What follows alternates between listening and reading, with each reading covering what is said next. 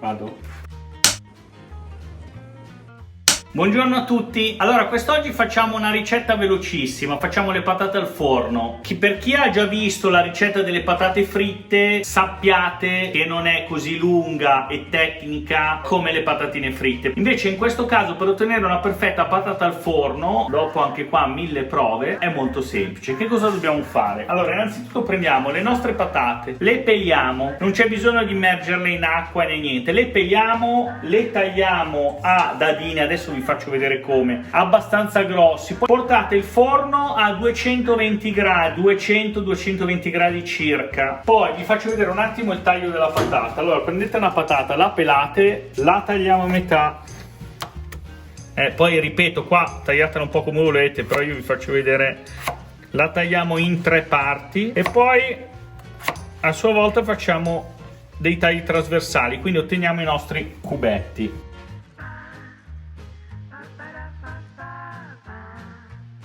Per non mandare, questo è un mio consiglio spassionato, poi per una vita intera io ho fatto le patate al forno con rosmarino mischiato alle patate e buttato dappertutto, però vi faccio vedere una ricetta di modo che il rosmarino non vada da tutte le parti, perché può dar fastidio, c'è chi non piace, quindi questa è una soluzione alternativa. E che cosa facciamo? Prendiamo le nostre patate, prendiamo il sale, gli diamo innanzitutto una bella salata, distribuiamo dell'olio in una ciotola, sempre. Poi prendiamo del rosmarino già tritato. Perché? Perché le insaporisce, almeno gli dà il sapore di rosmarino. Poi non tutti saranno d'accordo, ripeto, io per una vita ho sempre utilizzato il rosmarino intero, ma qua utilizzeremo entrambi, un po' per insaporire le patate con il nostro rosmarino in polvere e dall'altra parte a maggior ragione per dare l'aroma di rosmarino appena colto. Allora, quindi cosa facciamo? Distribuiamo con il rosmarino in polvere, diamo una bella mischiata e voilà. Poi prendiamo una teglia, gli mettiamo della carta da forno, quindi semplicemente stendiamo le nostre patate, trasferiamo, mi raccomando, tutto l'olio che avete utilizzato, non sprecatelo, distribuiamo bene le nostre patate. Poi dopodiché, dopo aver preso 3 rametti di rosmarino e dopo averli unti, ok, quindi mettiamo un filo di olio sopra, bene bene in una ciotolina, vedete come sono unti, li prendiamo, ne mettiamo 1, 2 e 3.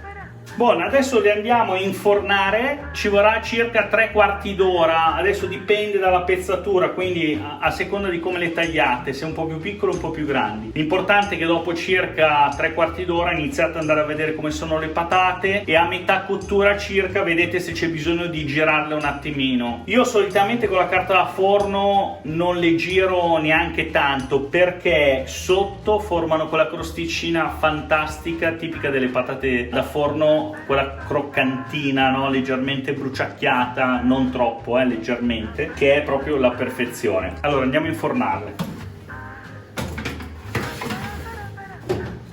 Perfetto, ci vediamo più tardi e vediamo come sono venute le nostre patate al forno. Allora andiamo a girare le nostre patate, andiamo a vedere come sono. Guardate che la nostra famosa doratura o bruciacchiatura, infatti sono già pronte perché sono passati già 3/4 d'ora e sono già perfette. Allora prendiamo le nostre patate,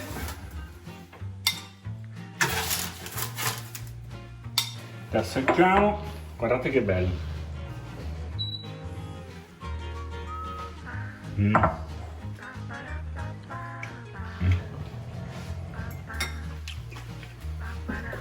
Sono buonissime perché sono morbide, croccanti da un lato, quindi hanno sia la morbidezza che la croccantezza, e poi si sente proprio il sapore del rosmarino, del sale. Io vi consiglio di farle così, poi magari vedremo un'altra versione, che sono le patate al forno un po' più croccanti. Ovviamente per avere le patate al forno più croccanti dovremo fare tutti i passaggi che abbiamo fatto per le patatine fritte, poi lo vedremo più avanti. Vi saluto, spero che anche questa ricetta, anche se veloce, vi sia piaciuta. Ci vediamo alla prossima, mi raccomando, iscrivetevi, commentate, mettete mi piace. Ciao a tutti!